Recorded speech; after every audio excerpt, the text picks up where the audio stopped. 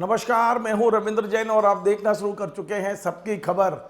मध्य प्रदेश के आदिवासी क्षेत्रों में शिक्षा का क्या स्तर है, इसे लेकर आदिवासी विधायक कमलेश्वर डोडियार ने तमाम सारे मुद्दे विधानसभा में उठाए हैं। उनका कहना है कि आदिवासी क्षेत्रों में कॉलेज है लेकिन बिल्डिंग नहीं है उनके पास। यदि बिल्डिंग है तो खेल मैदान नहीं है, यदि पूरा कॉलेज है तो वहाँ पर एडमिशन आदि आराम से नहीं होते, आसानी से नहीं होते हैं। तो कमलेश्वर डोडियार जो कि भारत आदिवासी पार्टी यानी कि बाप के विधायक हैं, और इन विधायक जो एकमात्र ऐसे विधायक हैं जो ना कांग्रेस के हैं ना बीजेपी के हैं, मध्य प्रदेश में एकमात्र ऐसे विधायक हैं जो आदिवासी भी हैं और किसी बड़ी राजनीतिक पार्टी से नहीं है। उनके पार्टी के एकमात्र विधायक हैं कमलेश्वर डोडियार। कमलेश्वर डोडियार खुद आदिवासी से आते हैं और आपको पता है कि कमलेश्वर डोडियार एक झुग्गी में रहने वाले हैं। उन्होंने साइकिल से, मोटरसाइकिल से लड़कर चुनाव जीता है। वे जब पहली बार विधानसभा में आए थे तो अपने दोस्त की मोटरसाइकिल मांग कर लाए थे। और इन्हीं कमलेश्वर डोडियार ने विधानसभा में बजट चर्चा के दौरान मात्र 5-6 मिनट की जो बात कही है वो मैं आपको सुनवाना चाहता हूं। इनकी भाषण से लगता है कि वास्तव में आदिवासी क्षेत्र में स्कूलों की क्या स्थिति है, कॉलेज की क्या स्थिति है। सरकारें आदिवासियों के वोट तो चाहती हैं लेकिन उनको सुविधाएं देना नहीं चाहती, उनको शिक्षाएं देना नहीं चाहती। सुनिए कमलेश्वर डोडियार ने जो विधानसभा के अंदर बोला है, जस का तस। बजट प्रस्तुत हुआ है। बजट के अंदर मेरी स्टडी करने के दौरान मुझे ये पता चला कि जो प्रदेश के स्कूल में, तो मेरे क्षेत्र की अगर बात करूं तो आदिवासी इलाका है और स्कूलें ज्यादातर लोग आदिवासी लोग गाँव में रहते हैं और स्कूलें छोटे छोटे गाँव में बनी हुई है। गांव के स्कूलों के अंदर में 2-3 प्रकार की बिल्डिंग की समस्या है। एक तो बहुत सारे गांवों में स्कूल बने हुए नहीं है, मतलब भवन नहीं है, और जहां जहां भवन बने हुए हैं वो बहुत बुरी हालत में है, जर्जर है। और मेरे क्षेत्र में 2-3 कॉलेज, एक सैलाना में है और एक बाजना और एक राउटी में कॉलेज बिल्डिंग है ही नहीं और पिछले 3-4 साल से कॉलेज चल रहा है। एक पुराने जर्जर स्कूल में कॉलेज चल रहा है और कई बार हमने चिट्ठियां भी लिखी हैं, उसके बाद भी कोई एक्शन नहीं, बजट में कोई व्यवस्था नहीं है। और बाजना में जो कॉलेज बनाया वो अधूरा कॉलेज बिल्डिंग बनाया है। सारी व्यवस्थाएं वहाँ मूलभूत सुविधाएं मिलती है, बच्चों के लिए वो नहीं है, ग्राउंड नहीं है, उसके बावजूद कॉलेज चालू कर दिया है। और मेरे क्षेत्र के अंदर में सेलाना में सभापति महोदय 5 हायर सेकेंडरी स्कूल है, लेकिन कोई सामान्य किस्म का बच्चा, मध्यम वर्ग की पढ़ाई करने वाला जो बच्चा, उसको एक को भी प्रवेश नहीं मिल सकता है। एक स्कूल है वहां पर सेलाना में, वो एकलव्य आवासीय, वहां पढ़ने के लिए बच्चे को प्रवेश परीक्षा देना पड़ता है। और 2 सीएम राइज हैं सेलाना ब्लॉक में, दोनों के दोनों सीएम राइज सेलाना नगर में बना दिए हैं और उन दोनों में प्रवेश आसानी से मध्यम वर्ग के बच्चे को प्रवेश नहीं मिल सकता है। लॉटरी से सीएम राइज स्कूल में प्रवेश मिलता है। और एक पीएम श्री स्कूल बनाया है जिसमें प्रवेश मिलेगा, परीक्षा एंट्रेंस एग्जाम देने के बाद मिलेगा। और एक कन्या शिक्षा परिसर है, वहां पर प्रवेश मिलेगा, प्रवेश परीक्षा देने के बाद प्रवेश मिलेगा। तो सामान्य जो बच्चा है जिसको एडमिशन लेना, उसको एक को भी प्रवेश नहीं मिल सकता है। और जो आदिवासी इलाके में सेलाना विधानसभा क्षेत्र से आया हूं, रतलाम में जितने भी छात्रावास बने हैं, सारे छात्रावासों में अधीक्षक एक भी नहीं है। जितने भी शिक्षक हैं, शिक्षकों को छात्रावास के अधीक्षक बना रखे हैं। तो मेरे ये बजट में छात्रावास अधीक्षक भर्ती करने के संबंध में कुछ भी उल्लेख नहीं है। और जो थोड़े बहुत शिक्षकों की भर्ती, थोड़े बहुत शिक्षक है, वो शिक्षकों को दूसरे अलग अलग सरकारी विभागों में उनको अटैच कर दिया जाता है।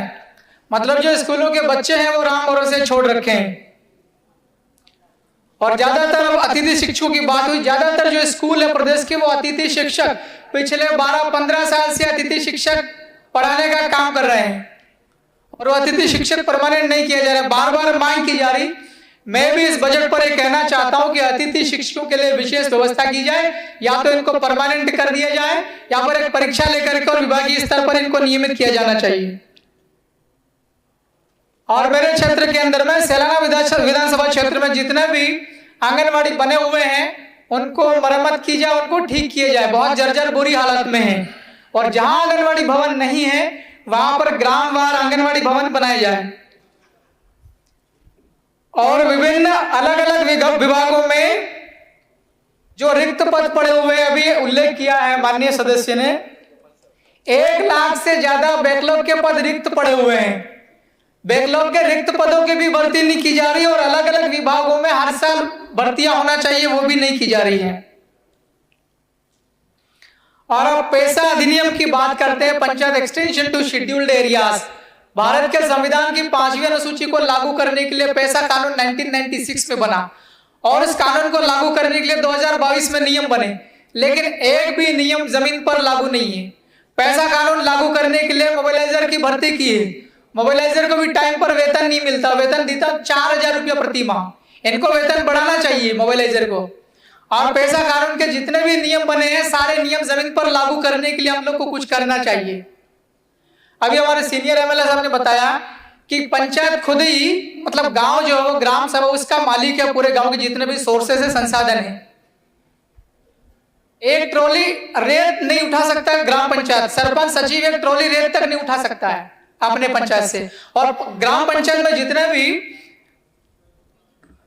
ये खदानें होती है, उन खदानों का 1 भी रुपया ग्राम सभा को या ग्राम पंचायत को रेवेन्यू के रूप में नहीं दिया जा रहा, जबकि पैसा कानून के तहत ग्राम सभा को दिया जाना चाहिए, ग्राम पंचायत को राजस्व दिया जाना चाहिए। और सभापति महोदय, मैं माननीय वित्त मंत्री जी का ध्यान आकर्षित करना चाहता हूं, पिछले कई सालों से आउटसोर्स के माध्यम से कर्मचारियों की भर्ती की जा रही। इसमें जो कर्मचारी ये भी स्थायी नहीं होते हैं और जो कंपनी के मालिक होते हैं, बड़े इनके कंपनी के अधिकारी, ये मर्जी पड़े तब आउटसोर्स के कर्मचारी को बंद कर देते, उसको नौकरी से निकाल देते हैं। कर्मचारी की नौकरी भी स्थायी नहीं, उसका कोई सुरक्षित नहीं उसका भविष्य। तो मेरा ये मांग है इस बजट सत्र पर कि आउटसोर्स पर जितने भी कर्मचारी आज की तारीख में काम कर रहे हैं उन सबको नियमित किया जाए और आज के बाद में जितनी भी कंपनी से जो आउटसोर्स पर कर्मचारी देती है सारे आउटसोर्स की कंपनीज को बंद कर दिया जाए। जब भी लगे जरूरत लगे सरकार को कर्मचारी भर्ती करने की, तो सरकार अपने तरीके से स्थायी तरीके से कर्मचारियों की भर्ती करे, परमानेंट तरीके से भर्ती करे। कमलेश्वर जी आप समाप्त करें। आप माननीय सभापति महोदय, मैं मेरी पार्टी का अकेला विधायक हूँ बीजेपी कांग्रेस को छोड़ के। अकेले तो आप अवसर नहीं दोगे फिर उन वंचितों की आवाज दबी रह जाएगी। संख्या के अनुपात में ही समय मिलता है बोलने का। सभापति महोदय, जो मनरेगा करके एक योजना चलती, मनरेगा, जिस मनरेगा में जिसका उद्देश्य है कि मजदूरों को रोजगार देना, लेकिन अब हकीकत आप पता करेंगे तो मजदूरों के खातों में फर्जी तरीके से पैसा डाल के निकाल कर जेसीबी और ट्रैक्टर वालों को दिया जा रहे हैं। मजदूरों को रोजगार नहीं मिल रहा। और आप पता करेंगे माननीय सभापति महोदय, मजदूरों का दर क्या है। उत्तराखंड, हिमाचल प्रदेश, असम, उनकी तुलना में मजदूरों की दर बढ़ाई जानी चाहिए। रोजगार गारंटी इसमें हो गया, आप बैठे हो गया। और स्वास्थ्य में मेरे इलाके में आदिवासी इलाका है सभापति महोदय, छोटे छोटे उप स्वास्थ्य केंद्र बने हुए हैं, वहां पर दवाइयां भी नहीं मिलती और डॉक्टर भी अवेलेबल नहीं है। डॉक्टर्स हैं तो बड़े बड़े नगरों में तैनात कर दिए जाते हैं, पदस्थ किए जाते हैं। तो आपने सुना, कमलेश्वर ने तमाम सारे मुद्दे उठाए हैं विधानसभा में अपने सैलाना क्षेत्र के, रतलाम के, कि वहाँ शिक्षा का क्या स्तर है। यदि आपको हमारा ये कार्यक्रम पसंद आए तो आप इसे शेयर करें, लाइक करें, कमेंट करें और आपसे बार बार निवेदन है हमारे इस चैनल को सब्सक्राइब अवश्य करें। धन्यवाद।